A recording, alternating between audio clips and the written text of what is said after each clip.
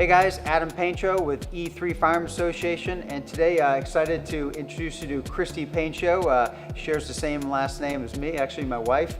So Christy's been around the block here for a little while. A retired federal agent, a special agent, criminal investigator, prior military. Retired military as well, and law enforcement, and security contractor, private investigator. Certainly got a lot of experience in the armed professional world, and a firearms instructor. Developed and taught courses actually specifically to women, not just women, men and women, but have had a lot of experience teaching women specifically. And having been a firearms instructor a long time myself, women sometimes learn a little bit differently than men. There's some needs that they have that maybe men don't need or don't have.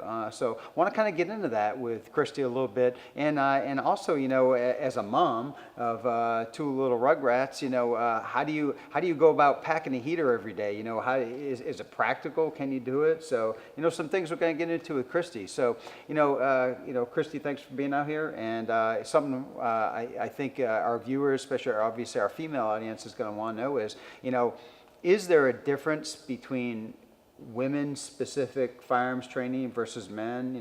What's the difference there? What are your thoughts? Well, thanks, Adam. Thanks for having me today, and I'm excited to share my thoughts with you guys. To your question, so is there a difference? When I started, I trained with men. That's how I first was taught when I joined the military 20 years ago. So I didn't know any different.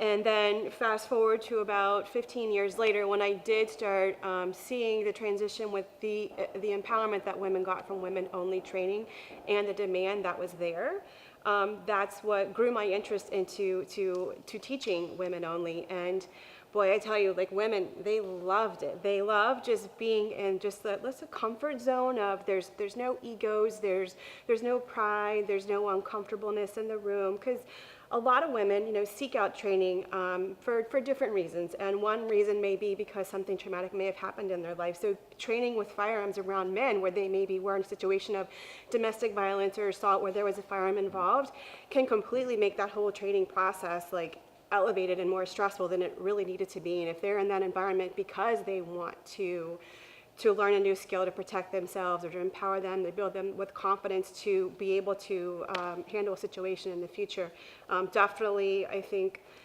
factors in how they learn. So yeah, I think they're fundamentally in the skills you learn, there's no difference. Just how it's presented and how it's taught, and the comfortableness of your environment is really key. Yeah, one thing you said, and a word you said, I think you said it twice, was empower. E3 Firearms Association, one of the E's is empower, so empowerment, So what about having a firearm or carrying a firearm or getting that training specifically for women is empowering? What is it? I think for everyone, it's something different. Like empowerment to someone may be just building you with the training and the confidence to be able to handle your firearm effectively and safely, and just being able to carry yourself out in the situation. But again, everyone has a different purpose for seeking out training, a different skill set. So just empowering yourself to be situationally aware, just taking a situation you've never thought you'd be in, and just kind of putting yourself in there, like, what would I do if someone broke into my house in the middle of the night? Would I be confident in myself to grab my gun and protect myself, and things like that. So I think for everyone it means something different, but in general I think it's building your confidence in training and being proficient in what your objective is in seeking that skill. Those are powerful thoughts, Christy. So you were an armed professional for a long time, in your career, law enforcement, military, so carrying a gun was, part of the job. It's a tool for the job, one of the necessary things we do in the armed professional world. So fast forward to now, so you're a mom of two kids. Obviously, I know you still, carrying a gun, but specifically being a mom, what do you got for the moms out there who maybe they want to protect their family, they want to protect their kids, and I'm talking specifically about concealed carry out there on the street.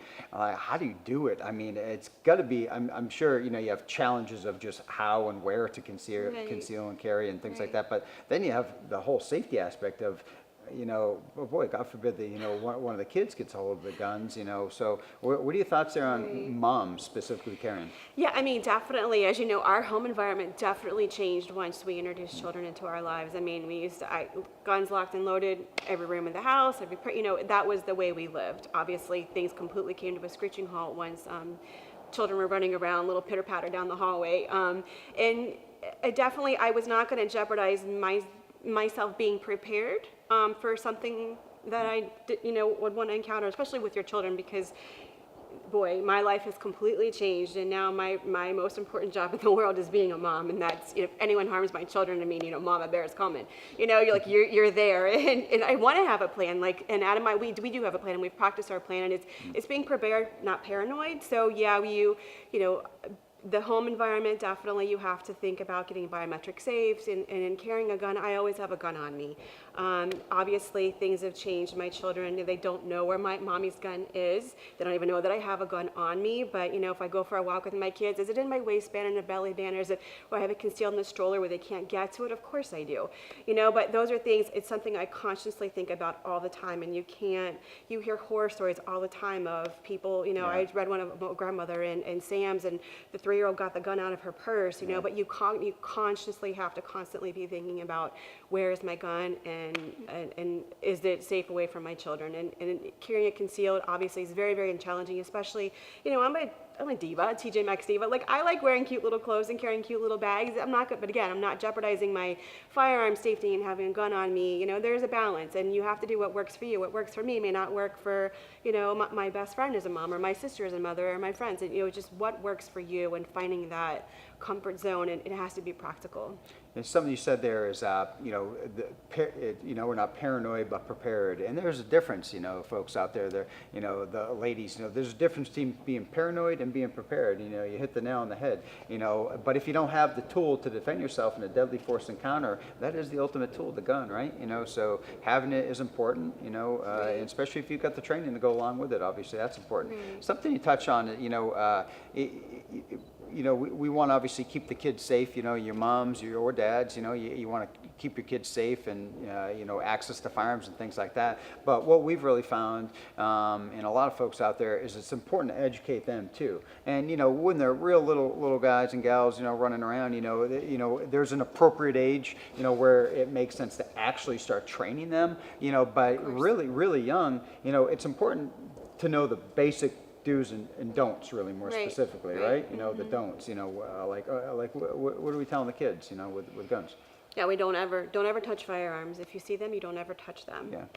So we're relaying that message to the little ones, and they follow it. Right. I think it's important, and again, this is what works for Adam and Christy. So what may not work in your home environment or some beliefs that you may have, but taking away the curiosity out of something really is a huge factor. And it's like, don't eat candy. Don't ever do this. Like, your kid's gonna go eat candy. Your kid's gonna go do something you tell them not to do, or to make it the unknown. But if you say, this is what this is, and you teach them how to handle it safely at an appropriate age, and what to do if they ever do see it at a friend's house or wherever, a park, it's just, just taking away the unknown factors, I think, is huge. It has been with raising our children, and that's what I'd like to present and offer, educate others, is, take away the fear factor and the unknown, and it will really, I think, help everyone else in a situation.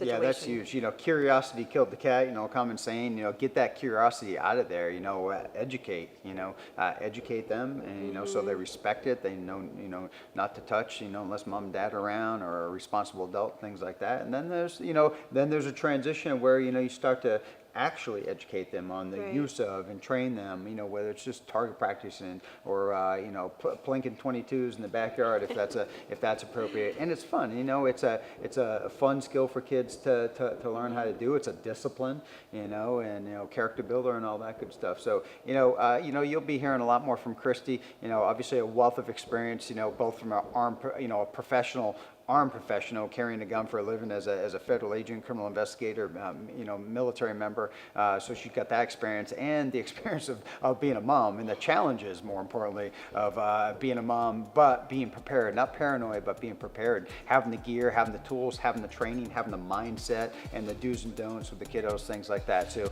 you'll be hearing a lot more from Christy and others like her with similar experiences. So stay tuned, and thanks for visiting us today. Thank you.